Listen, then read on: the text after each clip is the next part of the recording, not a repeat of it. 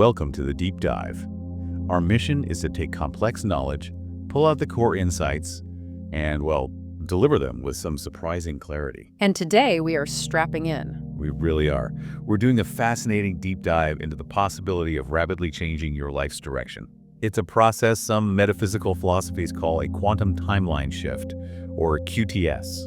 It's a concept that sounds very dramatic, doesn't it? Maybe even like science fiction. But the sources you've gathered, they really zero in on a pretty practical, grounded truth. Which is what? That this kind of leap is entirely driven by an intentional internal metamorphosis.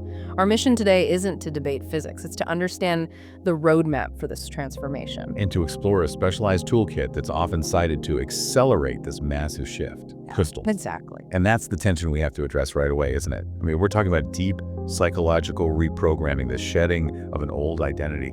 And at the same time, suggesting that a piece of, solidified mineral can actually speed that up. So how can something as solid and seemingly passive as a stone accelerate a shift in consciousness? That's the billion-dollar question. And I think we should start by unpacking what a timeline shift even means for you, the person trying to actually do it. Okay, let's start there. The definition. We have to. So when we talk about a QTS, we're talking about a shift that is overwhelmingly internal. Right. It's not about physically warping reality around you. Precisely. It's about consciously and fundamentally changing your core belief systems, your habitual thought patterns, your deep-seated emotional cycles. The goal is to fully embody your future self now. So you're making that desired future your current energetic truth. You've got it. That's the entire game. So if I understand this correctly, the external changes, like the new job, the new relationship, that breakthrough opportunity, all of that, those are the result of a successful internal operating system update. They're not the cause of the shift. Exactly. And, it's important to give some context to that word, quantum. Yeah, it's a loaded term. It really is. While the term is borrowed, the sources are clear. This is a metaphysical model for growth. We have to acknowledge that in formal physics, concepts like the many worlds interpretation are often seen by physicists as excessive and imaginary. And human decision-making is treated as a classical process. Right. So the QTS we're talking about is a framework for profound personal growth and spiritual evolution. It's not a physical mechanic. That clarity really helps ground the discussion. So if this shift is this metamorphosis of the self, what are the telltale signs that someone is actually in the middle of it? Because transformation doesn't always feel good. It's often highly disorienting. I'd say the first sign is a kind of internal realignment. You literally wake up one day and your inner operating system just feels different. How so? Well, things that used to hold immense appeal, hobbies, certain relationships, even material goals you were chasing, they suddenly feel hollow. You've just grown past them. Yeah, the old energy no longer fits the new internal frequency. It's like trying to wear clothes that are 3 sizes too small. That sounds like a really powerful, but also maybe lonely moment of detachment. The world you lived in suddenly doesn't hold its shape anymore. And that creates what's often called the limbo feeling. The limbo feeling. Yeah, this is that period of suspension where you're detaching from the energetic remnants of the old timeline, but the new reality hasn't, fully crystallized yet. And that phase is crucial. It's essential. Think of a caterpillar in its cocoon. That disorientation, that sense of being completely unmoored, that is the necessary shedding process. And you might see it reflected externally too, right, with relationships. Oh, absolutely. You may notice a sudden rearrangement of relationships where people unexpectedly exit your life. And it's not dramatic usually, it's just that their frequency no longer aligns with yours. So the outside world is essentially cleaning house to match your new inner state. Perfectly put. And this whole process kind of culminates in what the sources call the quantum decision. Okay, the quantum decision. The shift really happens when you make a conscious choice. And it can be a big life change or tiny daily habit that aligns your energy and pulls you toward that alternate desired future. And once that decision is made, the universe or your life path, it has to respond. It rearranges itself to reflect that new alignment you've committed to. So we have this massive internal undertaking, shedding the past, navigating this limbo, making conscious choices. How do these crystal energy catalysts fit in?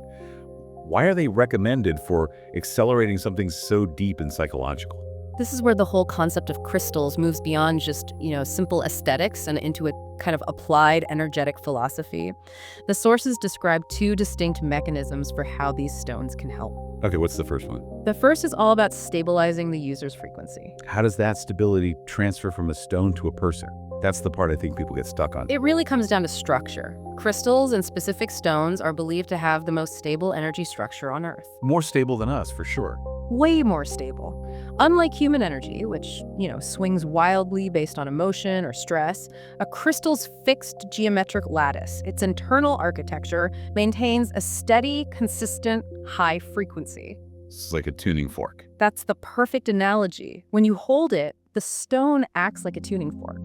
It doesn't absorb your chaotic energy. Instead, its consistent frequency helps organize and stabilize your own internal energy system. Preparing it for the shock of a rapid life shift. Exactly. So before you accelerate into a completely new life, the crystal makes sure your foundations aren't wobbly. It makes perfect sense for such an intense transformation. Okay, so that's the preparation stage. You said there were two mechanisms. The second one is far more psychological and, frankly, more intense. It's about accelerating acceptance through confrontation. So we're talking about shadow work. We're talking about deep shadow work, facing the unhealed trauma, the self-sabotaging patterns. In this role, the stone acts as a reflector. A reflector. How does that force a confrontation? We spend most of our lives avoiding those difficult truths. Well, the stone's energy is believed to hold the space for that discomfort, which makes avoidance nearly impossible. It essentially shines a light on the repressed aspects of your unconscious. The parts of the shadow self you actively reject or deny. The very same. And since something like 95% of our daily actions are driven by subconscious programming we picked up as kids, you cannot shift timelines without cleaning out that old operating system. So the stone just speeds up that process. It accelerates the process of seeing the truth, accepting it, and then releasing the emotional weight attached to it. That's how you build a truthful foundation for the new identity. That really clarifies why they're seen as catalysts, not just lucky charms. They force the necessary internal work. They do. Let's dive into the 5 specialized stones that are cited to work together to create this radical change. And let's start with the one that seems to generate the most buzz and maybe the most fear. That would absolutely be Moldavite, without a doubt. The accelerator. It's the quintessential accelerator. I mean, its origin story alone is dramatic. It's a tektite formed from a meteorite impact about 15 million years ago. So it's literally from space, a cosmic catalyst. Indeed. And its function is pure rapid transformation. It aggressively urges you to discard old, unserving patterns, and it's frequently linked to major life-altering events. That's like rocket fuel for your life path. It really is. It forces you to move toward your highest path, even if that journey is incredibly uncomfortable. The sources often warn against placing it under your pillow. Why is that? Its intensity can seriously disrupt your rest while it's working on clearing your energetic field. It's that powerful. Wow. Okay, so moving from that intense accelerator to the essential anchor, which sounds crucial once that transformation begins, we have black obsidian. Black obsidian is the truth teller. Its reflective surface is a really powerful metaphor for its function. It forces introspection. Deep introspection and confrontation with the shadow self. It specifically targets those deep-seated negative patterns like toxic relationship cycles or unresolved trauma. So you need that grounding force to hold you steady while Moldavite is shaking everything up. You absolutely do. The two work in tandem. Acceleration requires absolute grounding. One without the other could be chaotic. Okay, so once that heavy shadow work has been done Yep. and the trauma is confronted, you need a way to clear out the energetic dust. The lingering residue, yeah. And that brings us to selenite, the reset button. The reset button, I like that. Selenite is critical for the energetic cleanup.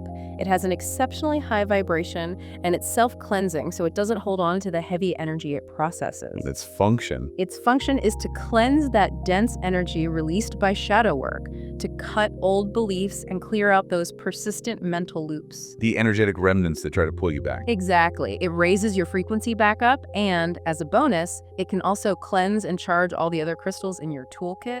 So if obsidian digs up the root, selenite prunes the dead branches. That's a great way to think about it. Next, we look forward with labradorite, the stone of magic and vision. Labradorite's role is all about the future. When you're in that limbo stage, totally unsure of the path ahead, Labradorite shields your aura and awakens your intuition. So it helps you see what's next. More than that, It helps you see the obscure pathways into the future, the specific steps and routes that were totally invisible to you before the shift began. It's like it provides the map to your new landscape. And finally, rounding out this toolkit, we have Celestite. Celestite is the connection to guidance and your higher self. Where Moldavite drives the physical change, Celestite draws you into the high-frequency timeline you're aiming for. So it's about the bigger picture. It connects to the crown chakra, and it provides the courage to release those last few non-aligned elements that are still hanging on. It offers answers from a higher, more intuitive energy level. It's the compass pointing directly to the light. That's a really comprehensive picture of the whole process. You have the accelerator, the mirror, the cleanser, the cartographer, and the guide. A full team. And when you're using these stones, the sources really emphasize that the power isn't just in the stone itself, but in the focused intention you set. Yes, the stone becomes the tangible anchor, the code for the new self you are becoming. So how does that work practically? For maximum manifestation, you might hold Moldavite in your left or receiving hand while you visualize the outcome you want. The stone receives the intention and broadcasts it back. But the crucial thing to understand is that every time you do that, you are programming yourself, not the stone. That's a key distinction. Some sources also mention fluorite as a useful addition for stability, especially if you're making focused decisions at your workspace. Now, here's the necessary pivot. We have to do this. If we are using these powerful tools for personal healing and transformation to move on to a higher, more ethical path, then we have to look at the real-world costs. Exactly. We have to examine how they get from the earth into our hands. This is where the spiritual ideal meets the hard truth of the supply chain, and it raises a pretty significant ethical question. What's the scale of this industry? It's massive. The crystal and colored gemstone industry is a multi-billion-dollar market, but unlike industrial mining or even the regulated conflict diamond trade, the crystal market remains largely unregulated. And that lack of regulation is what opens the door to some devastating practices. Absolutely. The sources outline very serious labor issues. Reports frequently cite unsafe, extremely low-paid labor, and alarmingly, the involvement of child labor. How young are we talking? Sometimes as young as 7 years old, in mining areas for minerals like emerald, ruby, sapphire, and tanzanite across various parts of the globe. So the people extracting these healing stones are often experiencing trauma themselves. That is the profound irony, and the environmental impact is often overlooked because we're so focused on the beauty of the final product. What does that impact look like? Mining crystals requires digging up the earth. These are non-renewable resources, so the process causes irreparable environmental damage. We're talking massive deforestation, severe habitat loss, land erosion, And contamination of water sources. from chemicals used in extraction and processing. Yes, it's a huge contradiction. The stone you buy for inner peace might carry the energetic imprint of ecological destruction and human suffering. So for the conscious consumer who wants to engage with these tools responsibly, what's the solution? A boycott isn't the answer, right? That often hurts the small artisanal miners the most. Right. The demand has to be for transparency and accountability. So many of these stones enter the market through undocumented go-betweens or independent traders. Creating a murky supply chain. Impossible to trace, so consumers have to stop accepting that vagueness.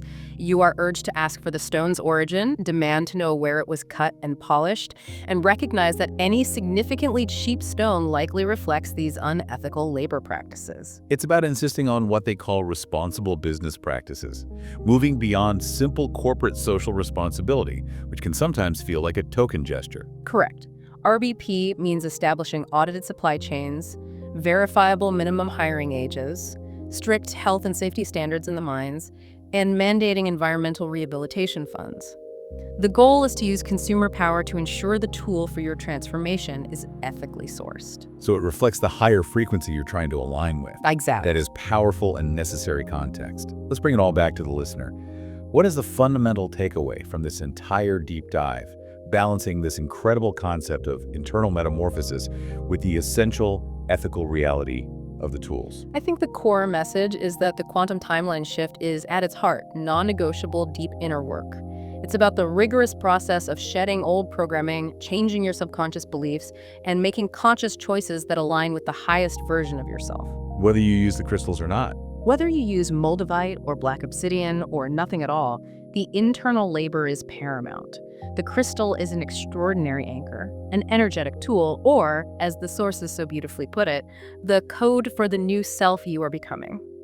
It helps structure and stabilize that intense internal revolution. So if the stone you feel most drawn to reflects the shadow you need to face, and we've just identified the 5 catalysts for transformation, what is one deeply repressed emotion or one habitual belief you are finally ready to release this week, to make that decisive quantum decision and step onto your higher path? Something profound for you to ponder as you continue on this remarkable journey of self-discovery.